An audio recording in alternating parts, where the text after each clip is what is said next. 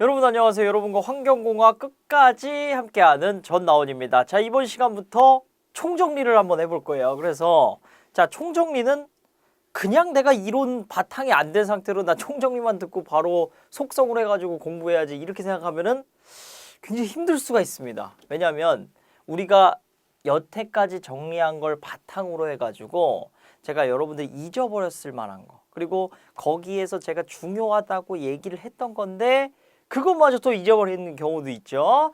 자, 그러한 핵심 내용들을 제가 하나하나 짚어가면서 빠른 속도로 넘어가는, 그러니까 우리 거의 한 열 몇 강 됐던 그 대기 환경을 단 2강 만에 이렇게 쫙 짚고 넘어가는 강의이기 때문에 반드시 이론 강의를 다 들으신 분들이 이걸 들어주셔야 되는 거예요. 아시겠죠? 네, 좋습니다. 자, 그러면 그렇게 하셨을 거라고 믿고 한번 출발을 해보도록 할게요. 첫 번째로 우리가 대기오염의 특성에 대해서 배웠는데 넘어가 보면, 자, 대기오염이라는 건 정의가 뭐였죠? 자연적하고 인위적으로 복합적으로 일어나가지고 결국 인간이 피해를 입는데, 자연적인 이 오염 현상은 우리가 어떻게 컨트롤할 수가 없다라는 거예요. 결국 대기오염이라는 거는 인간에 의해서 인간이 피해를 입는 현상이기 때문에 대기오염을 관리하기 위해서는 인위적 원인을 관리해야 된다. 이러한 주요한 개념을 우리가 알고 있었죠. 그렇죠? 기억나십니까? 네, 그거 하나 체크하고 바로 넘어가고요. 그럼 대기오염을 알았다. 대기오염 물질들은 어떤 것이 있는지 한번 보니까 가스상 오염 물질하고 입자상 오염 물질로 구분할 수 있다라는 거예요. 가스상 오염 물질은 정의가 뭐죠? 오염 물질인데 그 성상이, 그렇죠, 기체고요. 입자상은요, 고체나 액체로 된 오염 물질들을 얘기를 하고, 얘가 지금 대기에서의 오염 물질이니까 고체든 액체든 간에 떠다니는 애들, 기체도 떠다니는 기체가 되겠죠. 그렇죠? 자, 첫 번째로 탄수화물 보니까 메탄계, 비메탄계, 일산화탄소, 이산화탄소, 뭐 그 외에도 더 있을 수 있습니다만은 대표적으로, 자, 메탄계는 우리가 파라핀계라고 얘기를 할 수가 있고, 파라핀계에서 가장 대표적인 게 바로 메탄이에요. 뭐 메탄, 에탄, 프로판, 뭐 부탄 쭉쭉쭉 나가는데 메탄이고, 메탄은 이 지구 내에 차지하는 양도 굉장히 좀 많습니다. 그렇죠? 어느 정도 됐죠? 약 한 2ppm 정도. 그러니까 전체 공기가 100만 개 있으면 거기에 막 수많은 기체들이 다 포함되어 있겠죠? 그 중에 100만 개 중에 2개는 메탄이 들어있을 정도로 굉장히 많은 양이다. 선생님, 100만 개 중에 2개인데 뭐가 많아요? 거의 80% 정도는 질소고 20% 정도는 산소고 1% 거기 진짜 비집고 들어가서 아르곤이고, 나머지 또 뭐 CO2가 400ppm이고, 그러고 나서 얼마 안 돼요, 나머지 기체들은. 그렇죠? 굉장히 많은 양이라는 거. 자, 그리고 메탄계하고 비메탄계하고 묶어가지고 우리가 어떤 차이점이 있었죠? 광화학 반응성이 높고 낮은지. 그래서 메탄계는 우리가 다른 말로 얘기하면 이제 파라핀계라고 얘기를 할 수가 있고, 이 파라핀계는 단일 결합을 하고 있고요. 그렇기 때문에 광화학 반응성이 높다 낮다 그랬습니까? 광화학 반응성이, 이것 꼭 기억해 놔야 되는 거예요. 광화학 반응성이, 그렇죠, 낮다 이렇게 얘기를 했었고요. 비메탄계는 우리가 무슨 계라고 합니까? 그렇죠, 이중결합을 하고 있는 올레핀계 구조다 이렇게 얘기를 했고, 얘는 이중결합 구조를 가지고 있고요. 그렇기 때문에 결합이 강해서 충격에 의해서는 잘 쪼개질 수가 있다. 그게 바로 빛이 됐을 때 광화학 반응성은 높다라고 할 수가 있죠. 그래서 자, 탄수화물 중에 우리가 뒤에 2차 오염하고 연결을 지어보면 비메탄계 탄화수소가 광화학 스모그에 기여하는 정도가 더 크다라고 할 수가 있겠죠. 여기까지 이해되십니까? 연결이 되십니까? 우리가 한번 다 이제 들었으니까 좋습니다. 그 다음 이제 일산화탄소 같은 경우에는 거의 대부분이 이제 인위적에서 배출되는, 특히나 이제 자동차에서 배출되는 오염물질이 되고요. 그리고 얘는 인위적으로 배출되다 보니까 굉장히 산업이 발달한 이런 북반구 지역에서 많이 배출되는 특성을 가지고 있습니다. 그 다음 이제 이산화탄소 같은 경우에는 전지구적으로 발생을 하고요. 역시나 인위적으로 배출되는 게 많습니까? 자연적으로 배출되는 게 많습니까? 자연적이 엄청나게 많다라는 거예요. 이거 항상 착각하시면 안 됩니다. 자연적이 99%고 인위적이, 이거 틀린 보기로 충분히 나올 수 있어요. 1% 미만이에요. 그런데 우리가 왜 피해를 입는다고요? 그건 제가 이론 시간에 잘 설명을 했었죠. 어쨌든 그러한 영향 때문에 이산화탄소 자체에는 독성이 있습니까? 없습니까? 물론 모든 물질은 독성이 있어요. 아주 많은 농도가 되면은. 근데 어지간히 많은 농도 아니면은 인체에 피해를 주진 않아요. 기껏해야 뭐 한 5% 넘어가야 현기증 정도, 뭐 무기력증 정도 주는데 다른 뭐 가스였으면 5% 넘어갔으면 벌써 다 죽었죠. 근데 영향 주는 게 뭐예요? 지구 온난화에 영향을 준다라는 거. 자, 그렇게 좀 정리를 했었고. 자, 넘어가서 황화합물로 가겠습니다. 황화합물은 우리가 자연적 배출 황화합물하고 그 다음에 인위적 배출 황화합물이 있었는데 요 세 개를 좀 자연적으로 묶을 수가 있었고 요 두 개를 갖다가 인위적으로 좀 묶을 수가 있겠죠. 그렇죠? 인위적하고 자연적 배출 비율은 얼마 정도 됩니까? 자연 50, 인위적 50, 한 이 정도의 비율을 가지고 있어요. 근데 이 수치가 점점 떨어지고 있을까요? 늘어나고 있을까요?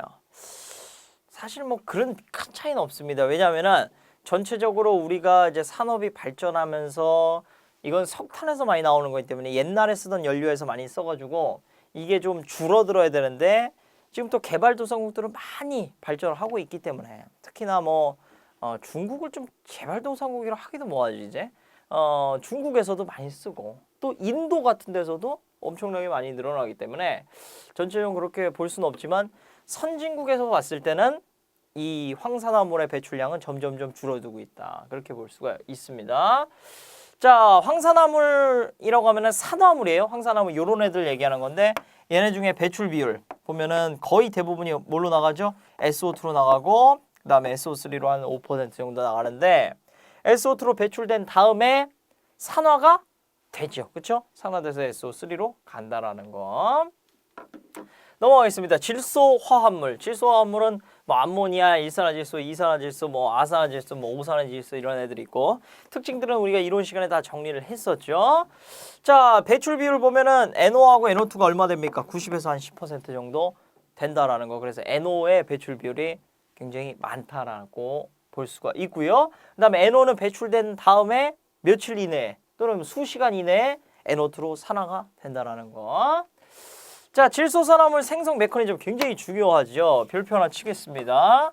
자, 꼭 알아야 되죠. 서멀락스하고 퓨얼락스 그리고 프롬프트낙스가 있는데 서멀락스는 왜 생깁니까? 온도가 높아서. 온도가 높아지게 되면은 우리가 연소를 할 때 공기를 사용하는데 공기는 질소하고 산소가 있어요. 쉽게 얘기하면 얘가 온도가 높아지면 이렇게 N1로 쪼개진다고 그랬습니다. 얘도 O1로 쪼개지고 이것들이 이런 식으로 결합할 수가 있고 또는 뭐 이런 식으로 결합할 수가 있고 또 뭐 이런 식으로 다양한 과정에 의해서 결합할 수 있는 확률이 어떨수록 늘어나요? 쪼개질수록. 그러면 많이 쪼개지려면 온도가 높을수록. 그래서 우리가 연소를 할 때는 무조건적으로 공기를 사용하게 되는데 그렇죠? 그럼 뭐에 의해서 결정된다는 거야? 변수는. 온도가 높으면 서멀락스 많이 생기고 낮으면 적게 생기고 그래서 우리는 될 수 있으면 온도를 낮게 하는 게 친환경 쪽이겠죠. 락스가 덜 나오게 되니까. 그 다음 퓨얼락스는 뭐였어요? 연료 중에 질소 성분이 함유되어 있는. 그럼 연료 안에 질소 성분이 있으면 얘가 그냥 연소되면서 당연히 질소 산화물로 나가겠죠. 그래서 이런 거는 연료에 미리 빼버리거나 아니면 연료를 대체하거나 이런 식으로 좀 대책을 세울 수가 있고 그 다음에 이제 프롬프트낙스 같은 경우에는 이건 뭐 1% 미만인데 이거는 HC의 공격. HC가 이런 질소 성분들을 공격하면서 거기서 만들어지는 이런 생성물로 인해서 질소산화물이 생기는데 그럼 HC가 생기려면 뭐가 돼야 되냐면 연소 과정이 불완전 연소가 돼야 된다는 거죠. 그래서 프롬프트낙스는 불완전 연소 낙스라고도 얘기를 합니다. 불완전 연소에 의해서 HC가 발생하고 HC가 질소가스를 공격하면서 거기서 합성물로 질소산화물이 만들어진다. 이렇게 이해하고 계시면 되겠습니다. 자, 좋습니다. 넘어가서 산화 상태가에 따른 물질의 특성이에요. 산화 상태가 크고 작다라는 건 무슨 얘기였죠? 무슨 얘기였나요? 쉽게 얘기하면 NO가 NO2 되고 NO3 된다. 이런 개념이었죠. 산화 상태가 커진다라는 건 산소수가 많아진다라는 걸 의미한다라는 거. 자, 그러면 그런 상태가 됐을 때 NO든 뭐 SO2건 똑같이 볼 수가 있겠죠. 자, 이렇게 산화 상태가 커질 때 어떤 특징 가진다고요? 독성이 증가하고 증기압이 감소하고 수용성이 증가하는 특징을 가집니다. 넘어가서요. 자, 플로린 및 염소화합물 얘는 특징이 뭐였습니까? 반응성이 굉장히 뛰어난 그 불소하고 염소들은 반응성이 굉장히 좋다. 나머지 특징들은 읽어보게 하시면 되겠고요. 자, 기타 오염물질 특징들 읽어보게 하시면 되겠고, 특히나 여러분들 꼭 기억해야 되는 거 이氧화탄소 어디에 영향을 줍니까? 인체 내 중추신경계에 영향을 준다. 꼭 기억을 해주시고, 다이옥신 같은 경우에는 정리를 진짜 잘 해놔야 되는 거죠. 그렇죠? 자, 다이옥신은 무슨 물질? 발암 물질. 다이옥신은 재생성이 됩니까? 안 됩니까? 되죠. 재생성 굉장히 중요한 내용이에요. 재생성이 온도 몇 도에서 됩니까? 300에서 400도씨가 되면 분해가 됐다가도 다시 재생성 될 수 있는 아주 무서운. 그 다음에 다이옥신은 안정성이 높습니까? 낮습니까? 안정성이 높기 때문에 분해하기가 쉽지가 않아요. 다이옥신은 증기압이 높습니까? 낮습니까? 증기압이 높으면 막 잘 날아간다는데 그렇게 증기압이 높지가 않아요. 낮은 증기압을 갖고 있습니다. 다이옥신은 왜 생기죠? 다이옥신은 벤젠하고 산소고리, 이제 육각형 그린 게 벤젠인 거 아시죠? 자, 여기 염소 이렇게 있습니다. 자, 이런 것들이 충족됐을 때, 그러니까 벤젠이 있는 구조, 거기에 산소 고리를 형성해야 되니까 불완전 연소가 되면서 염소가 있으면 다이옥신은 만들어진다. 근데 이것들을 충족하는 애가 주로 뭐였냐면 플라스틱 계열다. 그래서 플라스틱을 불완전 연소하면 이런 다이옥신들이 많이 생성될 수가 있다라는 거. 또는 그냥 쓰레기 소각장에서 오만 가지 이런 재료들이 다 충족이 되겠죠. 그렇죠? 네, 그런 문제들이 갖고 있습니다. 자, 입자성 물질로 넘어가죠. 입자성 물질은 뭐 먼지, 미스트, 안개, 연무, 매연, 검댕, 흉. 이거는 뭐 이제 이 정의들을 쭉 알고 계시면 되겠고요. 자, 넘어가겠습니다. 그 다음에 대기오염 물질의 배출원을 볼게요. 자, 황산화물 같은 경우에는 어디서 배출되죠? 황연소 시설에서 배출되고 그 영향은 호흡기 질환을 초래합니다. 질소산화물은 어디서 배출되죠? 화석연소 시설. 그리고 이건 사실 연소 시설에서 그냥 다 배출된다 그렇게 보시면 되고 연소 시설의 온도가 높을수록 잘 배출된다 이렇게 보시면 되겠죠. 역시나 호흡기 질환을 일으키고요.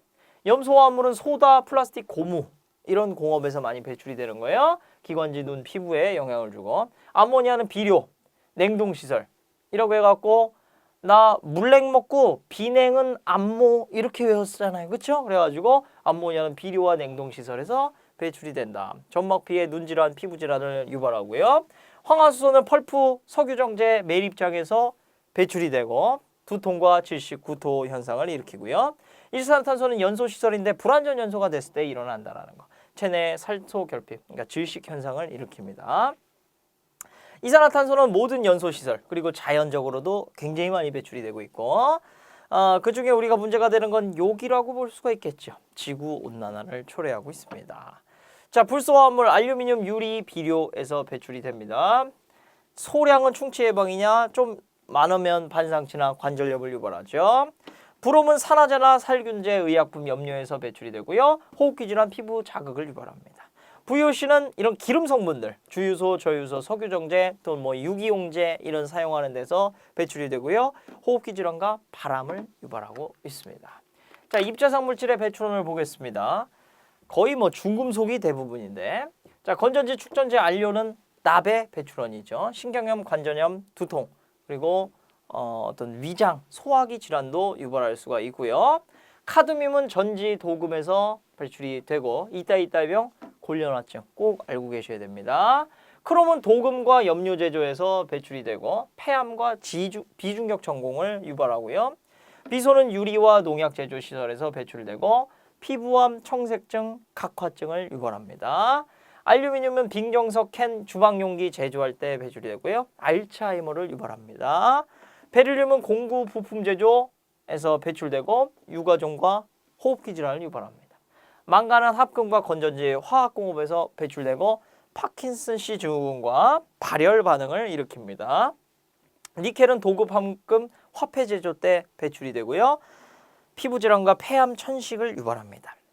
물론 소량 있을 때는 인체의 필수 금속이에요. 구리는 도금, 농약, 파이프 제조에서 배출이 되고 강경병, 구토, 윌슨병을 유발합니다. 수은은 재련이나 산출제 온도계에서 배출이 되고요. 미나마타병과 헌터 루셀 증후군을 유발하고 있습니다. 자, 이 정도로 정리를 하고요. 대기오염 물질의 분류를 한번 해보도록 하겠습니다. 먼저 생성원에 따라 물르는데 우리가 1차 오염물질, 2차 오염물질, 1, 2차 오염물질 어떻게 구분했죠?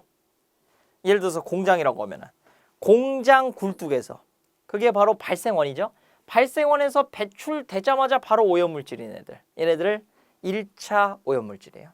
근데 자, 발생원에서 배출됐는데 얘가 대기 중에 어떤 뭐 물질하고 결합해서 다른 물질이 형성됐어요. 2차 오염물질. 또는 대기 중에 그냥 물질이 있었는데 다른 물질이 또 대기 중으로 날라온 거예요. 걔가 결합되면 2차 오염물질. 구분되시죠? 1차, 2차 대기오염 물질은 이 둘의 성질을 다 갖고 있는 거죠. 공장에서 배출될 수도 있고, 자, 이 물질이 똑같은 물질인데 예를 들어서 뭐 SO3가 공장에서 배출된다고 해보겠습니다. 근데 SO3가 공기 중에 SO2하고 O2하고 만나서도 SO3가 만들어진대요. 그러면 결합해서도 만들어지고 발생원에서도 바로 배출될 수도 있는 애들, 이런 애들을 갖다가 1, 2차 대기오염 물질입니다. 자, 그러면 얘네들의 예시를 여러분들 조금 알아둘 필요가 있겠죠. 바로 배출되는 물질들 특징. 2차 오염 물질들은 대부분 공중에서 만들어지려면 뭐가 쪼개가지고 그 쪼개진 물질이 결합되는 경우가 많은데, 쪼개는 게 누가 한다고요? 거의 햇빛, 특히나 자외선이 하기 때문에 자외선에 의해서 만들어진 광화학 부산물들이 거의 2차 대기오염 물질이고, 광화학 부산물이라고 함은 광화학 스모그의 원인이 되는 물질들이 거의 다 2차 대기오염 물질이다 라고 우리가 생각해도 된다고 얘기를 했었죠. 자, 1, 2차 대기오염 물질은 좀 외우기가 힘드니까 유추하기가 힘드니까 그냥 외워두자고요. 알데히드, 케톤, 유기산 특히나 중요한 1, 2차 대기오염 물질입니다. 자, 넘어가서 배출 형태에 따른 분류를 해보면 이제 점오염원과 선오염원, 면오염원이 있어요. 간단하게 점오염원은 우리 가정에서 배출되는 굴뚝, 한 점에서 배출되죠. 공장 굴뚝에서 배출되는 오염물질, 점오염원이죠. 내가 소를 한 마리 키우는데 소 트림이 나온다. 소 트림 한 점에서 나오는 점오염원이죠. 그렇게 볼 수가 있고, 선오염원이라고 하면은 오염원이 어떤 선을 그리는 거죠. 대표적인 게 이동오염원. 자동차 같은 경우에 이렇게 선을 그리면서 계속해서 오염을 하잖아요. 기차도 마찬가지고, 선박도 마찬가지고, 비행기도 마찬가지고. 그러한 이동 배출원들을 의미하고요. 면오염원 같은 경우에는 이런 단지 규모로 어떤 집단적으로 배출되는 공장 부지에서의 배출 또는 뭐 주택 단지에서의 배출, 이런 것들을 갖다가 면오염원이라고 합니다. 배출 형태에 따라 분류할 수 있고요. 그다음에 물질의 상태에 따라 분류하는 거는 이제 성상이죠. 기체면은 가스, 입자상이면 액체나 고체로 분류가 됩니다. 자, 넘어가서 실내 공기 오염으로 가볼게요. 자, 실내 공기 오염은 우리가 생활하는 사무실이라든지 교실이라든지 이런 실내에서 특히나 유발되고 있는 오염물질들을 모은 거죠. 자, 보니까 이산화탄소, 성면, 라돈, 폼알데하이드, 먼지, 오존, 일산화탄소, 휘발성 유기화합물, 스티렌, 스타이렌이라고도 하고요. 총부유세균, 곰팡이, 이산화질소가 있습니다. 배출원들은 여러분들 어렵지 않게 이해하실 수가 있고요. 이런 것들이 있다라는 거 하나 기억해 줄 필요가 있죠.